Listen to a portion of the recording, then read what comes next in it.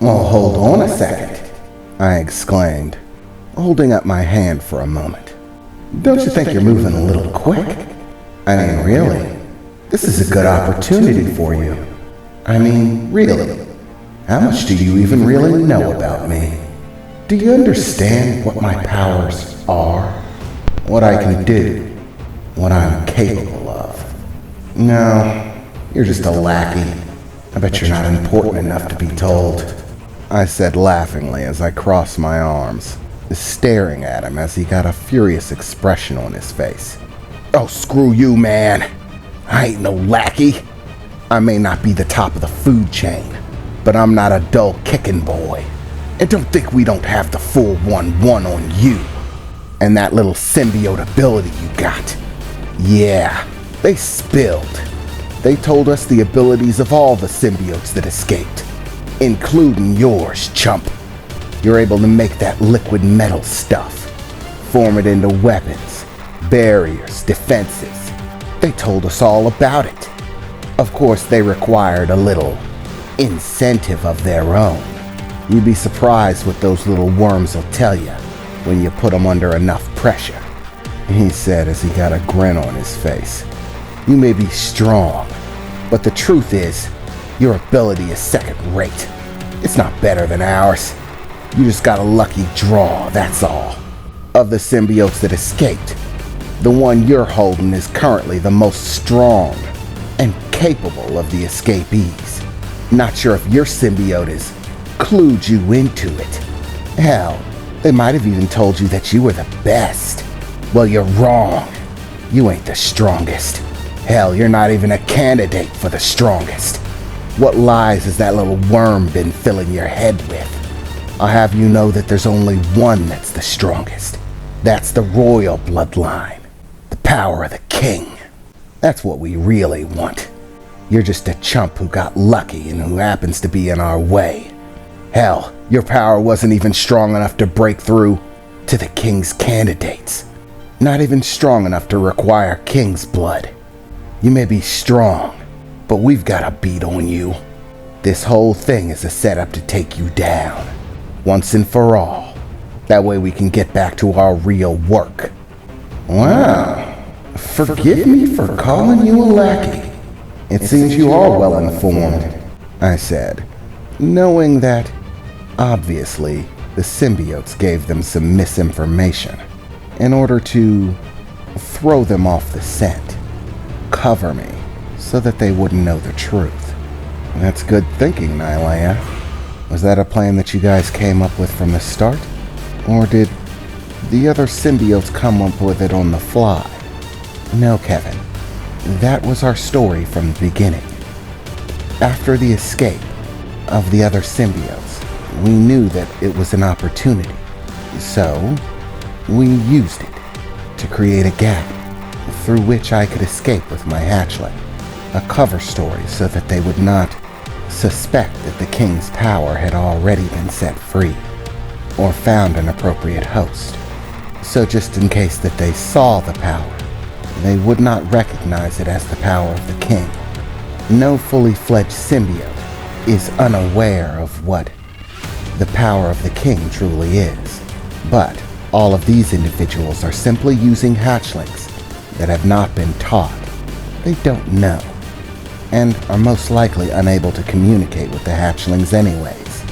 The only one that ever had a full-fledged adult symbiote was Becky, and she killed hers. And so the truth is hidden. They don't know any better. Well, that's just perfect.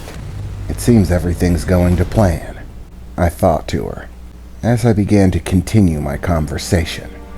Well, while you are fairly well informed, I feel that you're lacking in a few details.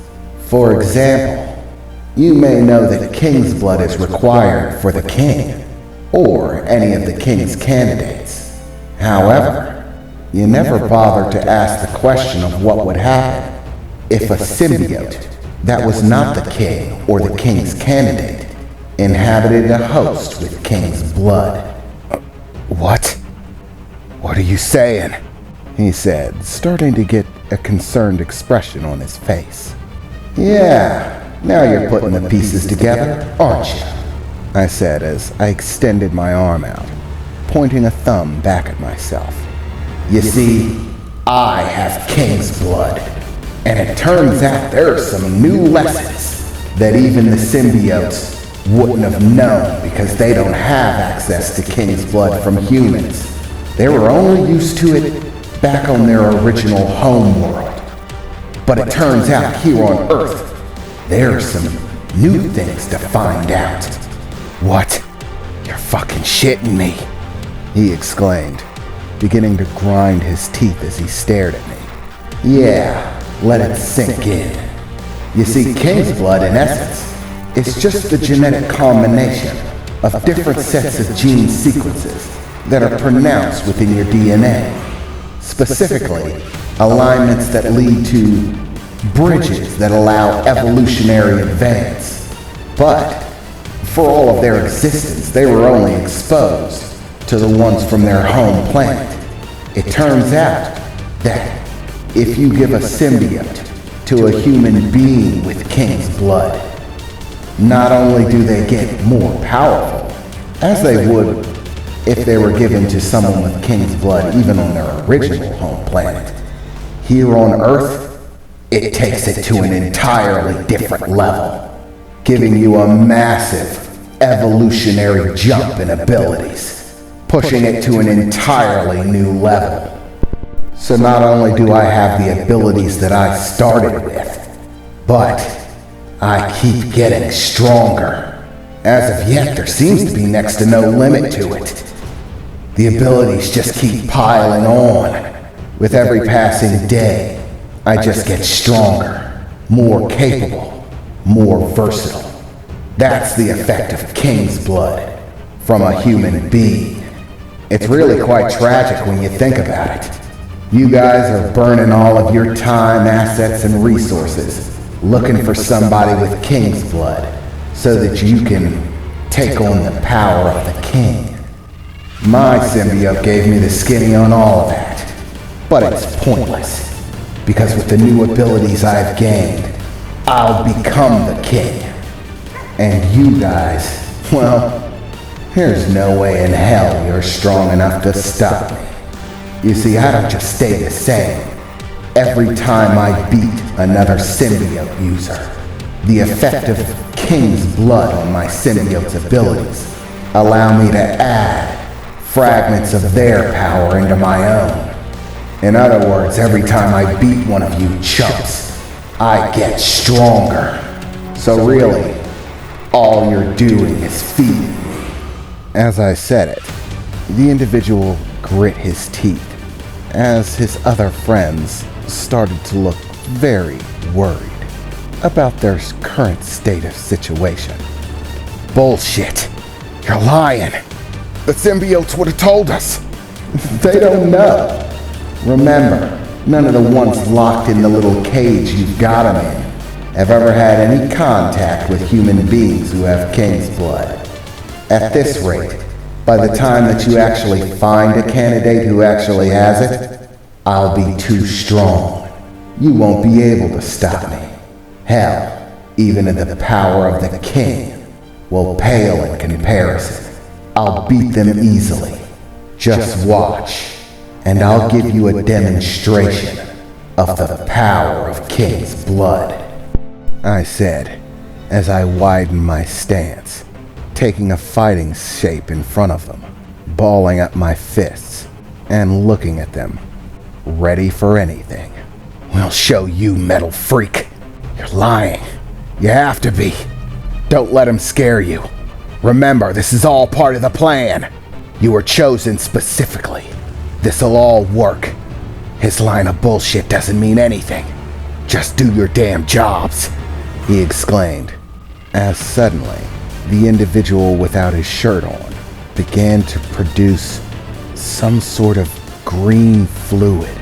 It seemed to pour out of his skin, building, accumulating, and gathering around the outer surface of his body, surrounding him in sort of a gelatin-like substance of green. Long tendrils of green fluid seemed to extend from his arms. It was translucent, so you could still see him underneath. But as those tendrils reached out, one of them sort of grazed the ground. As it did, it melted it down to nothing. I could hear the sizzling as it burned through. Wafts of noxious smoke rising from the small groove that it tore in the ground just by making contact with it. As the chick that looked like she was a biker took a fighting stance of her own, as I began to see purplish light seem to gather around her hands as she clenched them into fists. And finally, the gangster stepped forward, cracking his neck a bit, popping his knuckles, as he just stared at me with a smile. "All right, boys and girls, take him out."